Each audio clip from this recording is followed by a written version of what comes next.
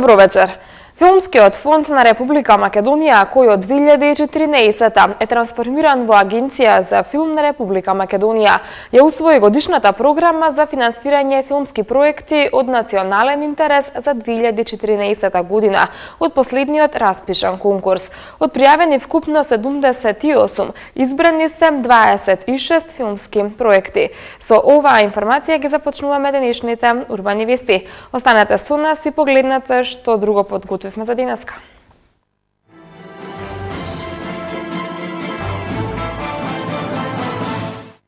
Улицата Антон Чехов во Ѓорче Петров, целосно реконструирана.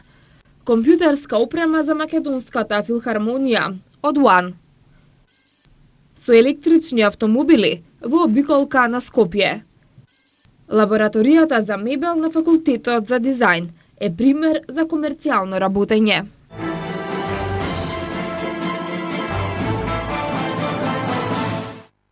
Граѓаните од општина Ѓорче Петров, кои секојдневно минуваат по улицата Антон Чехов, се израдуваат на незиното реконструирање. Покрај асфалтот, улицата доби и потполно обновена подземна инфраструктура. Во општина Ѓорче Петров продолжува акцијата за асфалтирање и реконструкција на општинските улици. Првите денови од 2014 година градежните екипи ја завршија реконструкцијата на улицата Антон Чехов во населбата Даме Груев. Како што истакна градоначалникот на општината Сокол Митровски, оваа улица била една од покритичните, а благодарение на добрата финансиска состојба, сега обновена им се предава на граѓаните.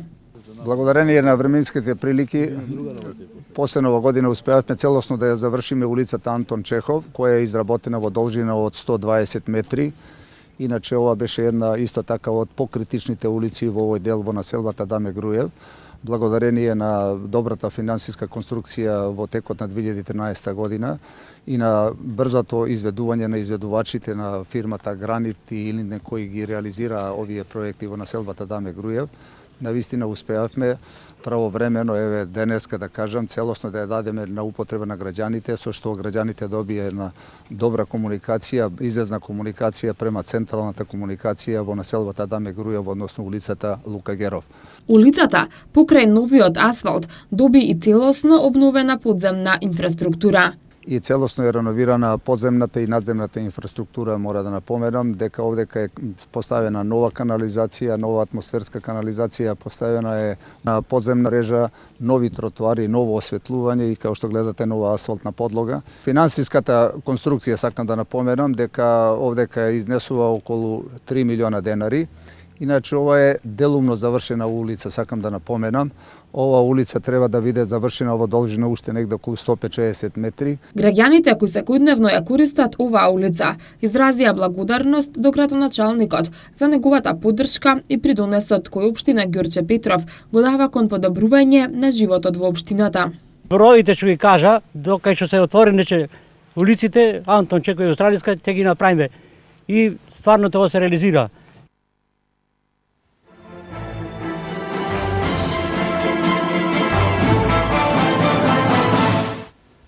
Лабораторијата за тестирање мебел при Факултетот за дизајн и технологии е вистински пример за комерцијално работење и како оваа инвестиција се користи за научни цели.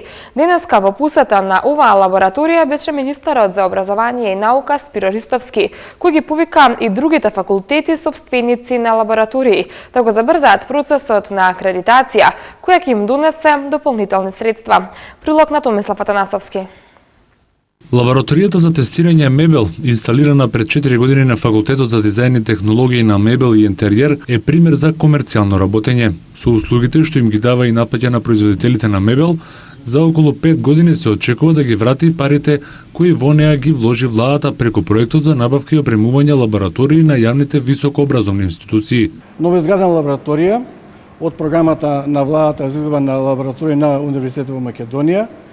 Лабораторијата е изградена 2009 година и опремена 2010 година во јануари месец. Акредитација добиена во јули месец 2011 година и оттоаш отпочна да работи со 18 акредитирани постапки.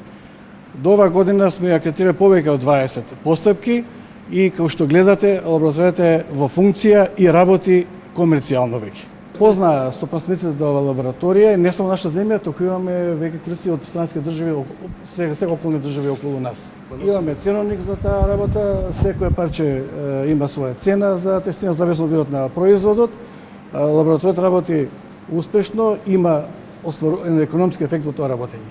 Лабораторијата денеска ја посети министерот за образование и наука Спиро Ристовски, кој ги повика и другите факултети и институти собственици на лаборатории да го забрзаат процесот на акредитација која ќе им донесе дополнителни средства и за лабораторијата и за факултетот, а и ќе им ги намали трошоците на компаниите кои своите производи ќе може да ги тестираат во Македонија, а не во странство. Оваа лабораторија представува пример за тоа како се комерцијализира и користи во научно-истражувачки цели една лабораторија со која што е целосно на располагање на овој факултет при Универзитетот Свети Кирил и Методи.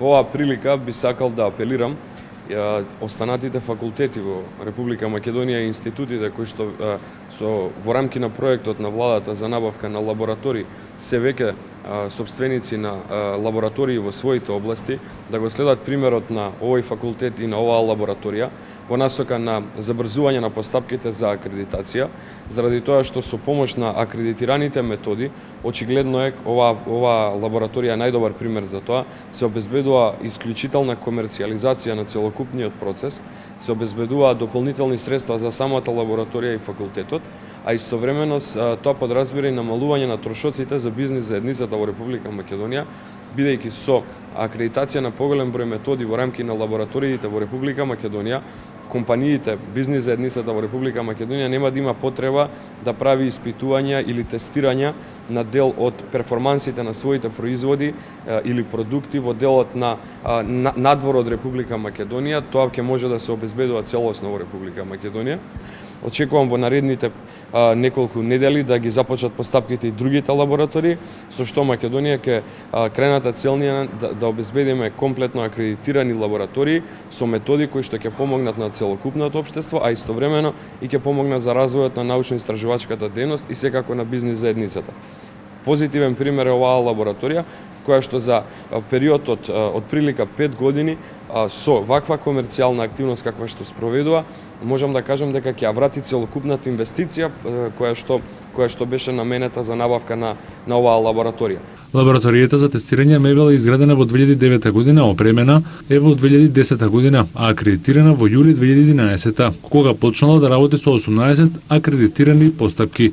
Деканот на факултетот Борче Илиев е задоволен од економскиот ефект, особено во минатата 2013 година. Според досегашните испитувања, производите за мебел кои доаѓаат за тестирање се релативно квалитетни, а тие со проблеми се коригираат по техничка проверка во лабораторијата. Таа обслужува голем број домашни и странски производители на мебел, вклучително и за изработка на инвентар за училиштата.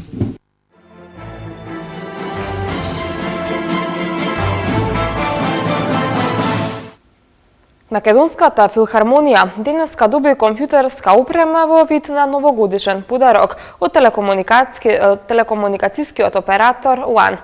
Иако концертите се примарна дејност на оваа институција, истите не би можеле да се подготват доколку се појави недостаток од опрема со која раководи цел тим од позадина, изјави директорката на Македонската филхармонија.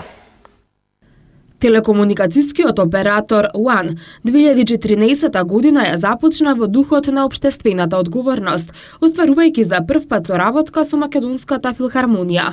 За потребите на Македонската филхармонија, УАН донираше компјутерска опрема, со која во целост ќе се компјутеризира и улесни административната работа на филхармонијата.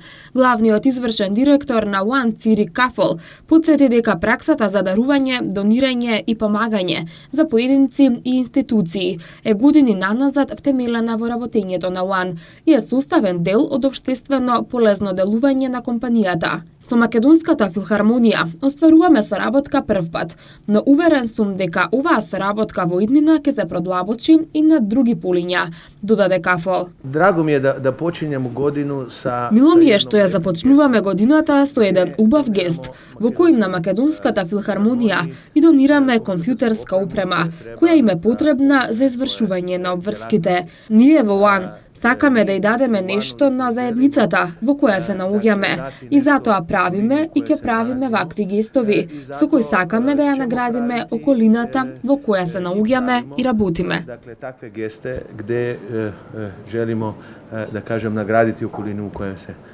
nalazimo. Директорката на Филхармонијата, Маја Чанакевик, изјави дека оваа компјутерска опрема им била потребна, бидејќи освен што концертите се примарна дејност, постои цел тим кој стои во позадина и работи на извршување на секојдневните обврски. Убаво е кога се дава, но уште убаво е чувството кога нешто се прима. Јас би сакала да се заблагодарам на компанијата One, на господинот Кафол посебно за оваа донација која што ја добиваме уште веднаш на почетокот на годината, значи може да се свати како новогодишен подарок за нашата институција. Оваа компјутерска опрема која што нам ни е неопходна, на вистина ќе употребиме во вистинската намена и многу ни значи. Бидејќи знаете како Македонската филхармонија се разбира дека примарната цел се концертите, но за тие концерти стои еден цел тим кој што треба да ги подготви и треба да ги подготви на некаква соодветна опрема. Денес живееме во светот на IT технологија, во светот на компјутерите, така што затоа нагласив дека оваа компјутерска опрема која што нам ни недостигаше во изминатите неколку години и требаше да ја обновиме, за нас е мощна значајна и мислам дека ќе ни помогне многу во секојдневната работа.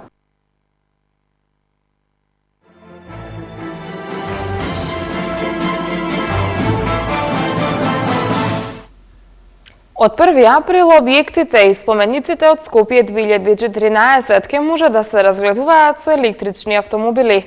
Јавното претпријатие Градски паркинг за почеток планира да набави 5 вакви возила, а во зависност од интересот во јуни би биле купени уште 5. Автомобилите, чија цена во просек се движи од 7.000 до 10.000 евра, ќе бидат стационирани во посебен пункт во близина на вртелишката на плоштадот Македонија и ќе може да се изнајмуваат за туристичко разгледување на потесното централно подрачје, зашто ќе има точно утврдена маршрута на движење. Заинтересираните ќе имаат избор самите да управуваат со возилото или пак да ги вози возач, кој воедно ќе има улога и како туристички водич.